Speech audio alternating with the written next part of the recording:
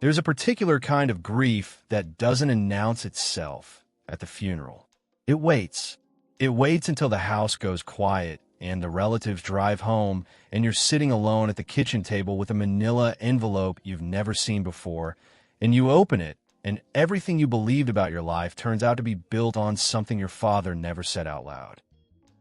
That is where Dale Whitmore found himself on a Tuesday morning in March, 43 years old, still in the same flannel shirt he'd worn to his father's burial 2 days before. Outside, the fields were frozen and bare. Inside, the kitchen smelled like the coffee nobody had made yet. Before we go any further, if you've ever found out something about your family's finances after it was too late to change anything, I'd like to hear from you in the comments. Because what happened to this family in eastern Iowa is more common than most people want to admit. The envelope had been rubber banded to a folder in the bottom drawer of his father's desk. The folder was labeled, in his father's handwriting, "Farm papers, do not discard." Dale had assumed it was the usual stack: old insurance certificates, a lease renewal from 2009, maybe the deed.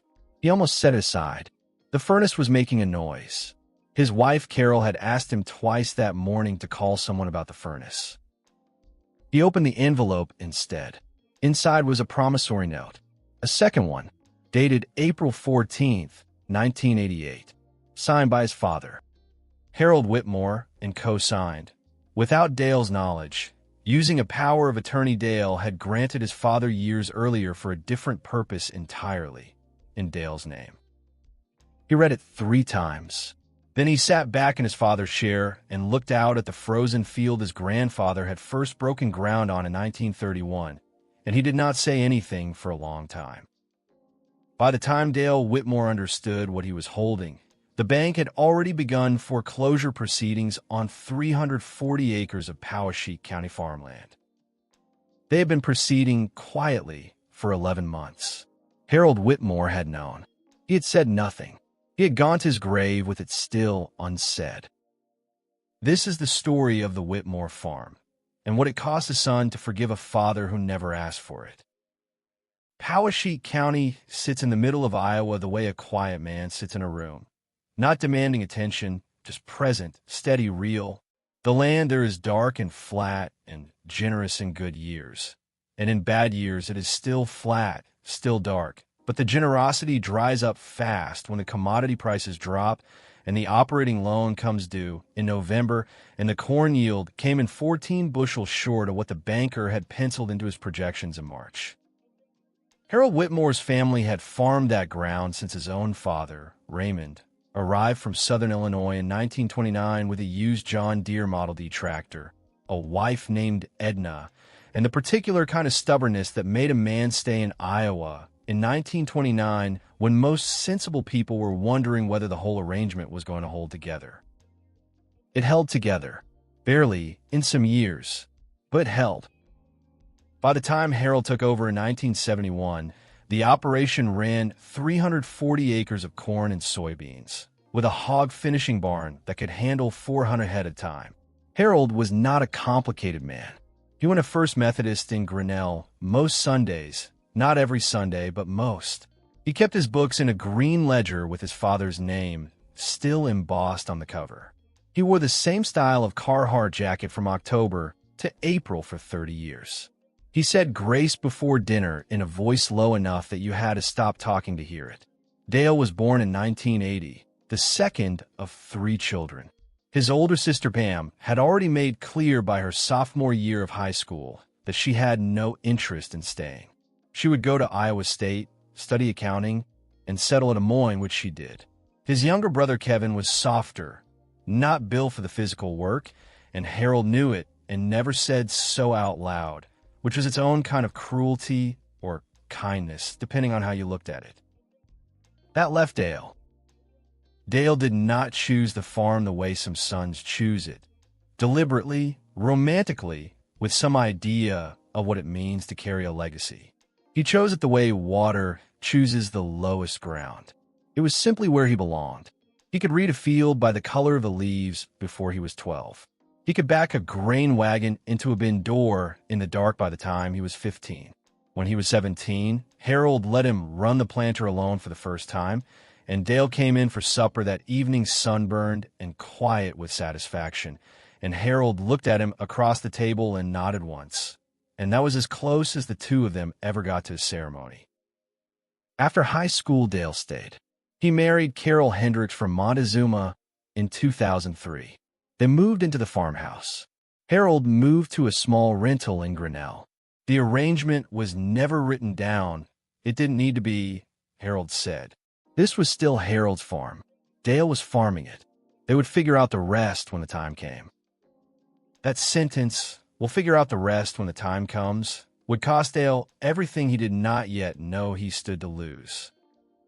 The operation by 2005 was running on an FSA operating loan of $280,000 annually, a real estate note with First National Bank of Grinnell, and the kind of thin margins that required a decent corn price, a manageable input cost, and no major equipment failures in the same year. Most years they managed. Some years just barely. 2009 was ugly. 2012 was better. 2015 hurt. But the farm stayed in one piece, and Dale told himself each November when the note renewed that they were slowly getting ahead. He believed that because Harold told him so. Harold brought the paperwork to the kitchen table every fall, showed Dale the numbers, pointed to where the balance was coming down, told him they were doing just fine another 3 or 4 good years, and they'd have the real estate note cleaned up for good. Dale believed him. Why wouldn't he? Harold was his father. The 1980s farm crisis did not announce itself to Iowa farm families the way a storm announces itself. It arrived the way death arrives, slowly, then all at once. Harold Whitmore had expanded in the late 1970s the same way nearly every Iowa farmer expanded in the late 1970s, on advice, on optimism, and on land values that Earl Butz and the Federal Reserve and the gray markets all seemed to be confirming as permanent. He bought an additional 80 acres in 1978 at $2,200 an acre, borrowing against the existing operation to do it. In 1979, that seemed reasonable. By 1983, it seemed like the kind of decision a man lies awake regretting. Interest rates climbed above 20%. Corn prices fell. The land Harold had bought for $2,200 an acre was appraised at $800 by 1985. The FSA loan he'd been managing suddenly had a payment structure that required a corn price of $3.40 a bushel to break even, and corn was trading at $2.10. He did not tell Edna the full extent of it. He did not tell anyone the full extent of it. That was the rural way of that generation. You managed your trouble quietly, you did not put it on display, and you found a way, or you didn't, but either way you did not stand in the churchyard and explain your balance sheet to your neighbors. In the spring of 1988, Harold was facing a balloon payment on the 80-acre parcel he bought in 1978. The original note was coming due. First National would not simply roll it. They wanted either a partial payment of $47,000 or a restructured instrument with new collateral. Harold did not have $47,000. What he had was a power of attorney Dale had signed in 1986, when Dale was 6 years old, signed by Harold on Dale's behalf, in anticipation of a future date when Dale would be old enough to be a legal party to farm business. It was a document Harold's attorney had drawn up as estate planning, forward-looking, well-intentioned in its time. Harold used it in April 1988 to co-sign Dale, then 8 years old, onto a restructured promissory note for $61,000, the original balloon balance plus fees and restructuring costs, secured by the farm's real estate. He never told Edna. He told no one. He put the note in the folder and put the folder in the bottom drawer and went back to farming. Edna died in 1999. By then, the note had been quietly renewed 4 times. The balance, with interest accumulation during 2 years when Harold had made only partial payments, stood at $74,000. Harold was making small annual payments. The bank was accepting them. Nobody was pressing. The note sat in the drawer. Dale was 19 when his mother died. He was already working the farm full-time. Harold never mentioned the drawer.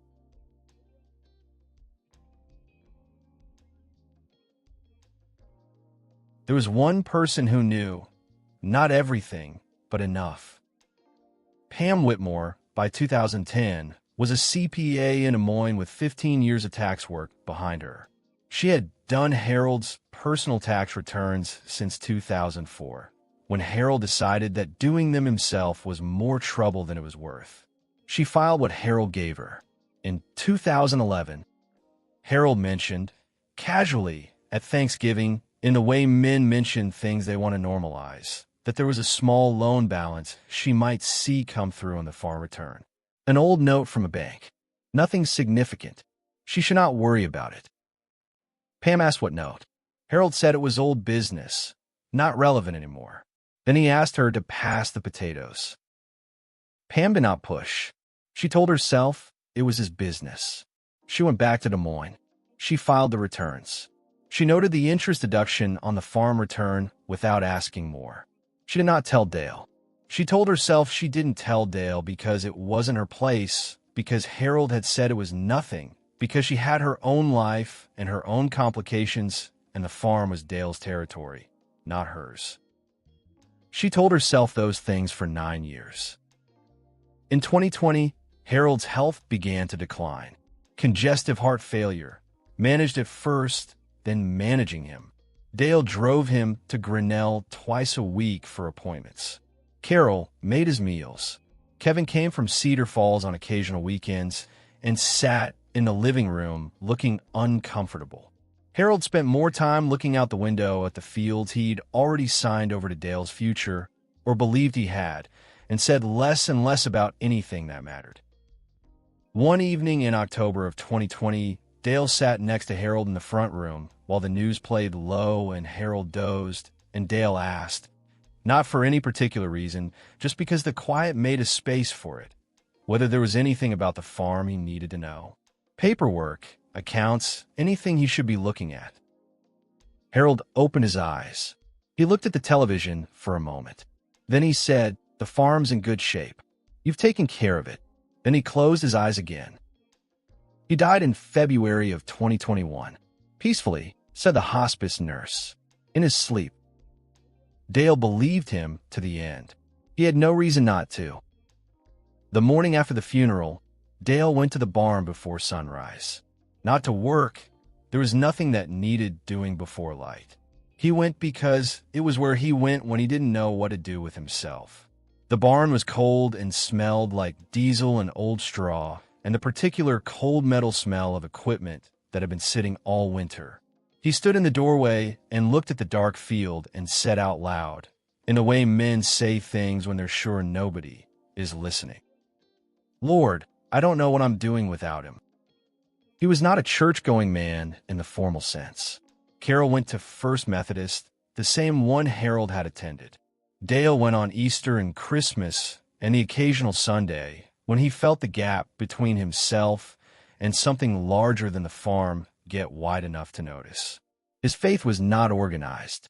It was the faith of a man who had spent enough seasons watching seeds push through frozen ground to believe, without much argument, that something other than accident was operating underneath ordinary life.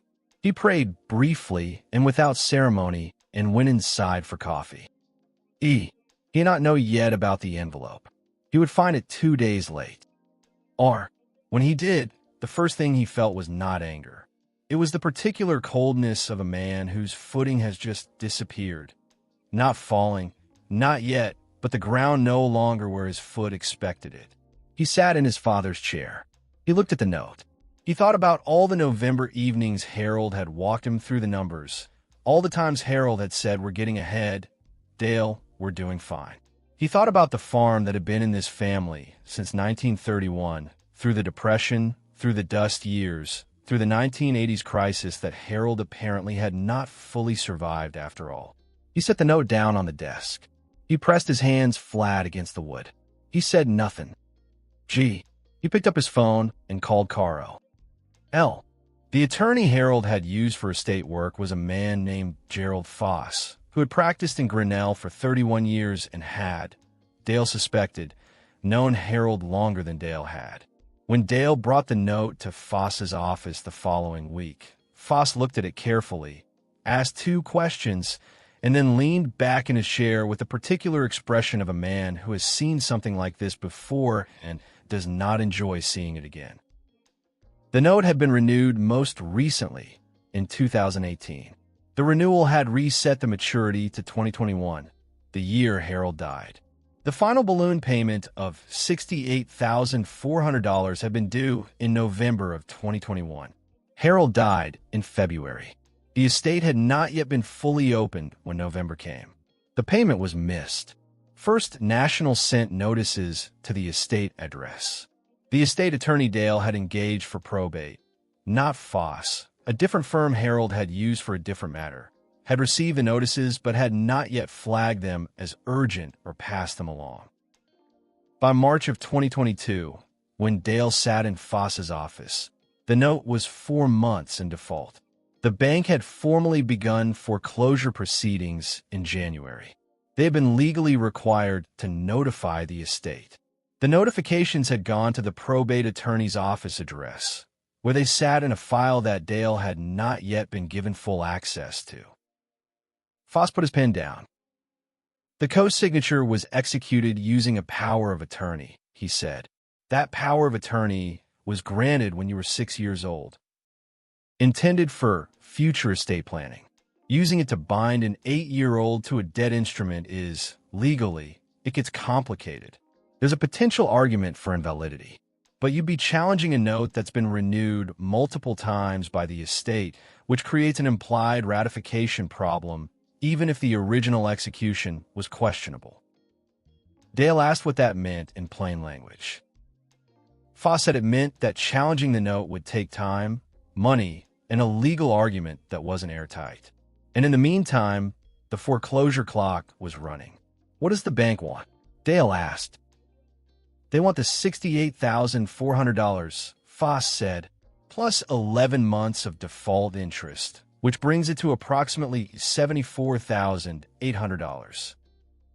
Dale did not have $74,800. The operating loan for the year had already been drawn on. He had $18,000 in a savings account that he and Carol kept for equipment emergencies. The farm's real estate equity was substantial. The land was worth considerably more than any debt against it. But the process of borrowing against equity while in foreclosure was complicated and time-consuming. He called his sister. Pam picked up on the second ring. He told her what he'd found.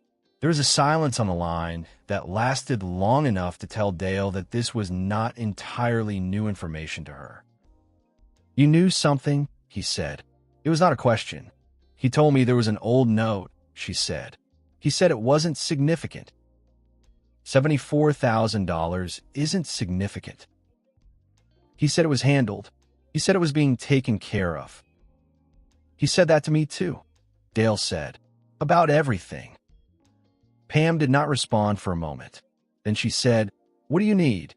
He told her. She wired $30,000 to his account within 48 hours. She did not ask to be repaid on any particular schedule. She did not explain why she moved that fast except to say, "I should have pushed harder at Thanksgiving." Dale did not tell her she was right. He just said thank you. He raised the remaining $44,800 through a combination of early commodity contract liquidation, selling forward contracts on that spring's crop at a price he would not have chosen under any other circumstance, and a short-term loan from his cousin Brian in Oskaloosa, who ran a grain elevator and had cash he wasn't using that winter. He paid the bank in full on April 3rd. The foreclosure proceedings were stopped. But by then, the damage to the operating relationship with First National was done.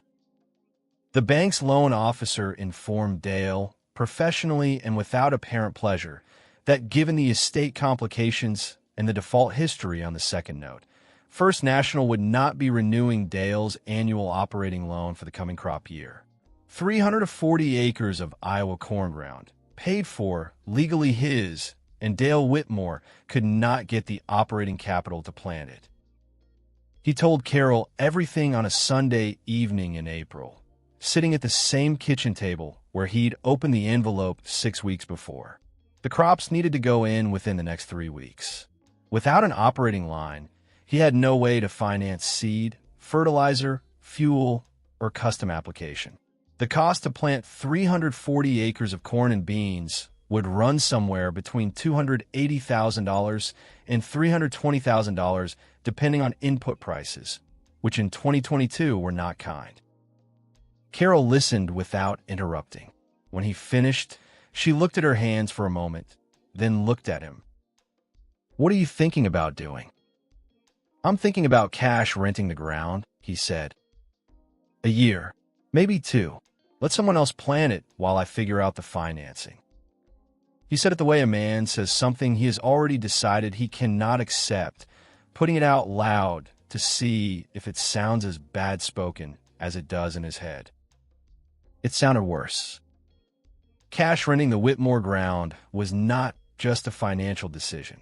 It was the acknowledgement that for the first time in 91 years, a Whitmore would not be putting seed into Whitmore ground. His grandfather Raymond had planted through the Depression. Harold had planted through the farm crisis. Dale had planted through 2009 and 2012 and 2015 and COVID. The idea of handing the keys to a neighbor and walking away for a year felt like something he did not have a word for that was also printable in polite company.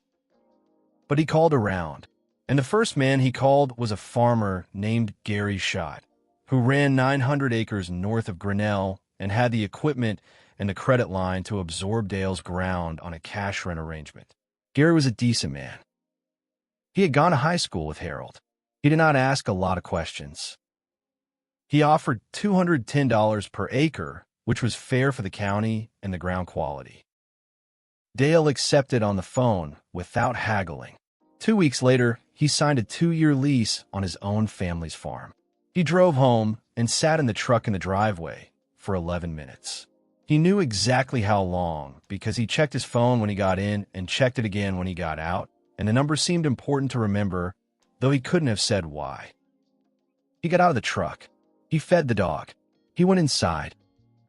Carol had made soup. They ate together without saying much. After dinner, Dale went to the living room and sat with his Bible open on his lap, not reading it exactly, just holding it the way a man holds a familiar object when he is trying to remember who he is. He read, eventually, from Psalm 46. God is our refuge and strength, a very present help in trouble. He had read it before at various low points and never found it as useful as he'd hoped, and tonight was no different. But he read it anyway. Some prayers are not answered so much as witnessed. That night he thought about his father, and for the first time the grief was not clean. It was tangled with something harder, not hatred. He was sure of that, but something adjacent to it that he did not want to name in his father's house. He went to sleep without naming it. He would spend the next 2 years trying to find the right word. The 2-year lease passed the way hard years pass. Not quickly, but completely. Gary Schott farmed the Whitmore ground without incident. He was a careful operator. He did not abuse the land. He sent the rent checks on the 1st of March and the 1st of September, as agreed, and Dale deposited them and paid down the debt he'd accumulated stopping the foreclosure. During that time, Dale worked for Gary, driving grain truck during harvest, helping with field work in spring, which was the particular indignity of a man farming his own grandfather's ground as an employee. He did not complain about it to Gary.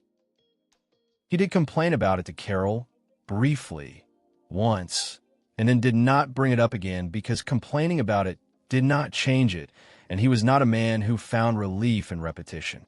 He attended church more regularly during those 2 years than at any point in his adult life. Not because his faith grew suddenly elaborate or loud, but because he needed somewhere to put the weight on Sunday mornings, and the pew at First Methodist was the closest flat surface available. Carol sat next to him, She did not comment on the frequency of his attendance, except to say, once, that she was glad of the company. He called Kevin once, in the first winter, to explain what had happened. Kevin listened and said he was sorry and that he wished he could help and that he was sorry again. Dale said it was fine. It wasn't fine, but Kevin had nothing to offer except his guilt, and Dale had enough guilt in the house already without importing more from Cedar Falls. Pammy called more often. The relationship between them had changed in a way neither of them fully named. She had known something and not said it, and she had moved fast to help once the damage was visible, and both of those things were true simultaneously, and they were learning to live in the same sentence together. She asked about the ground every time they talked. She asked about his financing plans. When the 2 years were up and Dale went back to his regular bank, not First National, a different lender in Newton, she co-signed the operating line. She did not ask for anything in return. She just signed. Dale got his crop in on May 9th of the third year, a Thursday, with a 6-row planter he'd had since 2014 that needed a new closing wheel system on the left side, but was otherwise sound. He drove that field alone. He did not call anyone. He watched the monitor and listened to the engine and smelled the turned earth the way a man smells something he had been afraid he would never smell again. He cried once, briefly, around the 6th pass. He did not stop the planter. The question he had been trying to answer for 2 years arrived one Sunday morning in late June of that third year, sitting in the church parking lot after the service, while Carol talked with someone on the steps. He had been thinking again about his father, about the April morning in 1988 when Harold had walked into First National and signed his 8-year-old son onto a debt, using a legal document that had been meant for a different purpose, and then driven home and put the paper in a drawer and never said a word. He had spent 2 years cycling between two interpretations. In the first version, Harold was a man who had made a desperate decision in a desperate spring and then been too proud and too ashamed to confess it, and the silence had grown so large over 30 years that there was no longer a way through it without destroying something. In the second version, Harold was a man who had told himself, genuinely believed, that it wouldn't matter, that the note would be paid off quietly before Dale ever needed to know, that protecting his son from the knowledge was the same thing as protecting him from the harm. Dale sat in the parking lot and looked at the church doors and understood, with a slowness that felt like the ground settling after a hard rain, that both versions were true, that a man could make a selfish decision and also believe it was a protection, that a man could love his son deeply and also be unable to say a true thing that made him look weak in his son's eyes. Harold Whitmore had never said, "I couldn't hold it together," to another living person. He had carried that sentence all the way to the grave, and the weight of it had spilled over onto Dale, and there was nothing now that could be done about that except decide what to do with the spill. Dale got out of the truck when Carol came down the steps. She looked at his face and didn't ask. She took his hand. They drove home. He never found a clean word for what he felt toward his father. He decided that was probably all right. Some feelings don't need a word. They just need a place to rest. The Whitmore farm is still in the family as of this telling. Dale and Carol are farming it again. The operating loan is manageable. The real estate note, the original one, the one Harold had always showed him, was paid off in 2023, which was the year Dale had once believed would feel like a victory. It felt like something quieter than that. Completion, maybe. The right word for a thing that cost more than expected and arrived later than promised. The 80 acres Harold had bought in 1978, the ones the second note had been tied to, they're still Whitmore ground. Dale almost sold them the bad year to raise liquidity, and then didn't, and then was glad. They're the best draining acres of the whole operation. His grandfather Raymond never farmed them.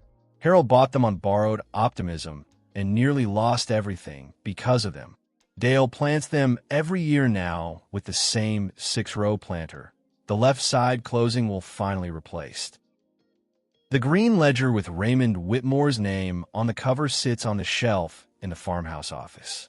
Dale does not use it. He keeps his own books in a software program on a laptop that Harold would have had no patience for. But the ledger stays on the shelf. He's not sure why. He supposes it is because some things belong in the room even when they belong to a version of the story that is over. He does not visit Harold's grave as often as Carol thinks he should. He has his reasons. When he does go, he does not bring flowers. He stands there for a few minutes and says nothing in particular, and then he goes back to the truck and drives home past the fields. The farm is still going. That is the true thing. Everything else is more complicated. If you made it to the end of this story, I want to ask you something honest. Did your family ever keep a financial secret that only came out after someone was gone? A note, a debt, a decision made in a hard season that nobody ever found the words to explain? Did you have to find out through a drawer or a lawyer's office or a phone call that came too late? Leave it in the comments. Not because we have answers, but because these stories deserve to be somewhere other than the bottom of a drawer. The Bank and the Barn.